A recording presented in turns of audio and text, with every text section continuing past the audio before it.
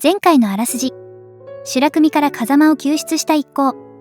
宮崎は意識を失った風間から残留思念を読み取って念写できるという。早速やってみることに。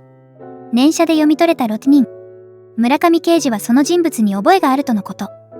九州の源流から電話があり、明日道場で落ち合うことに。その後、目黒超心理学研究所から至急会いたいと電話があり、白鳥は向かった。とりあえず呼ばれたから来たわけだけど。白鳥さん、姪のユキに超能力が戻ってきたのです。それも本人の意思で自由に使える超能力なのです。使えたの？白鳥さん、お忙しい時にお呼び替えですみませんでした。所長が私に超能力が戻ったのは、白鳥さんに会ったのが原因だというので。ユキさんに超能力が戻ったということは、ユキさんには前から超能力があったということですか？ユキは4歳まで超能力があったのです。当時は大変でした。庭で遊ばせていたらいつの間にか消えて、10キロも離れた実家にテレポートしていたのです。超能力といっても、自分で意識して使用することはできなかったのです。外で遊んでいたら、眠くなって寝たいなと思ったらいつの間にか、自分のベッドの中で寝ていることがありました。ユキさんがベッドに飛ぼうとしてもダメなのですか？小さかったから、念とか集中力の意味がわからなかったのです。でも病気の時、本棚にある本を見たいと思っていたら、その本が宙に浮いてきた時もありましたのよ。私もユキに色々と実験をさせました。意識を集中させベッドまで飛ぶように言ったのですが、庭の木の上にテレポートしてたのです。怖くて泣き出し下ろすのに大変でした。ユキさんが大きくなるにつれ雑念が増えたのと、人に超能力を知られたら困る防衛本能が超能力を封印したのかもしれません。そうだったんだ。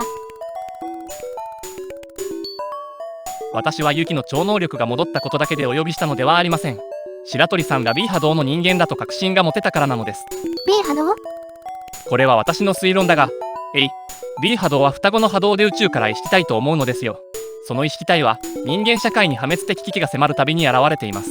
多分人間を救うためにキリストのような救世主の姿で現れたり、偉大な人物の陰に隠れて人を動かし、その時代に合った姿で現れるのです。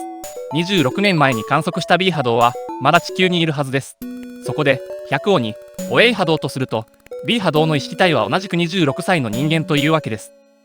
だから100をには自分と同じ血が流れている人物を目覚めさせようとしているのですが、26年前にセットした目覚めの時間よりも早く異常事態が起きたことで B 波動の人間がまだ目覚めないんですよ。26年前の B 波動は白鳥が生まれた時ってこと？闇の波動に侵された今の地球を見ればもっともなことですが、 B 波動の人間が目覚めれば地球は光と闇の超能力者の戦場となり、ノアの箱舟に乗った生き物たちによる新時代が始まります。ノアの箱舟まで出てきた。しかし破壊を目的とした闇の波動が光の波動を破れば地球の未来は永遠に消えるでしょう。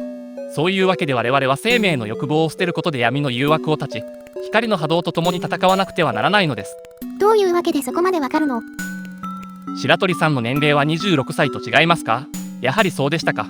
あなたが初めて研究所に入った時、測定器が B 波動の振動を検知し、ユキが超能力を取り戻したのもあなたに会ってからです。私が思うには白鳥さん、あなたが B 波動を持つ意識体です。さすがにそれはどうなのかな？仮に私が B 波動の人間だとすると、超能力のかけらくらいあるはずですが、それすらありません。B 波動の人間は他にいますよ。白鳥さんの超能力はまだ封印が解けていないのです。だからオーラ測定器を用意しておきました。少しでも超能力があれば通常の人との差異が現れます。もしかして白鳥さんの波動は闇の波動から守るために特定の人しか感じないのかもしれません。オーラ測定器で超能力者がわかるのですか？ではお願いします。これがオーラ測定器です。右のメーターが強さを表し、左のメーターが形の大きさを表しています。白鳥さん、これから測定をしますぞ。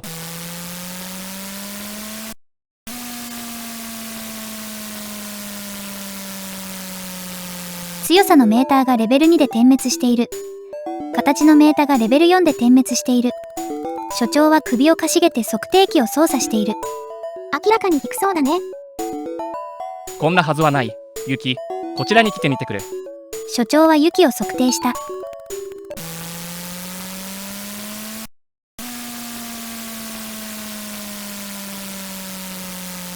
強さのメーターがレベル6で点滅している。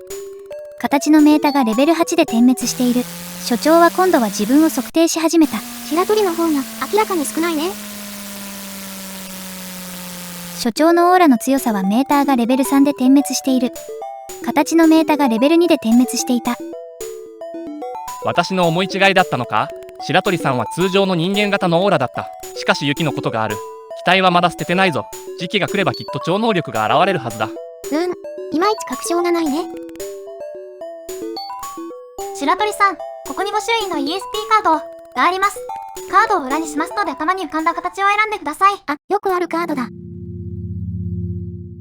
カードの形は選ぶの、星。違っています。もう一度挑戦してみますか？惜しかったなぁ。全く当たる気がしないけど。次のカードの形は丸。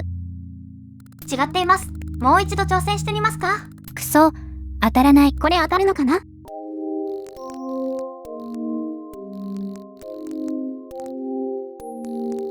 無理だこれ。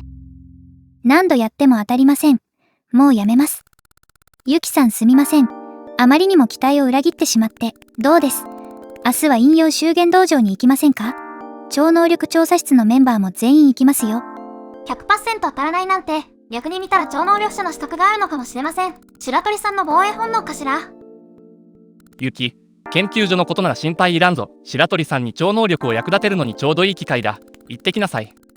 陰陽修験道場の剣竜さんとも会ってみたいし、超能力調査室の皆さんにも会したかったので行かせてもらいます。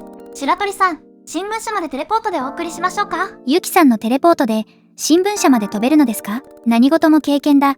お願いします。テレポートなんて使えるの？剣竜も使っていましたね。白鳥さん、私の手を握ってください。途中で落ちてしまったら大変ですから、もう少し強く握ってください。では飛びますよ。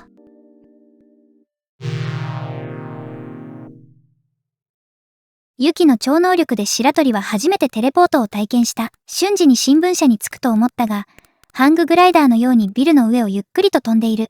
テレポートの力を落としていますから、怖くないでしょう。ビルの上を飛んでいるように見えますが、わずかな時間のズレの次元にいるのです。地上の人からは私たちは見えません。新聞社の屋上に降りた時、白鳥は一瞬めまいを感じた。元の次元に戻った体。では明日、陰陽修験道場でお会いいたしましょう。ユキはテレポートした。白鳥はユキとドライブしたような喜びを感じ、初めて体験したテレポートのため、興奮から冷めきれなかった。翌日、白鳥は陰陽修験道場に超能力調査室全員と言った。ユキは現地集合かな？今回はここまでにしておきましょうか。白鳥は、本当に百鬼と同じような精神体なのかな？どうなんでしょう。所長の考えだけの可能性もありますね。それでは次の動画でまたお会いしましょう。またね。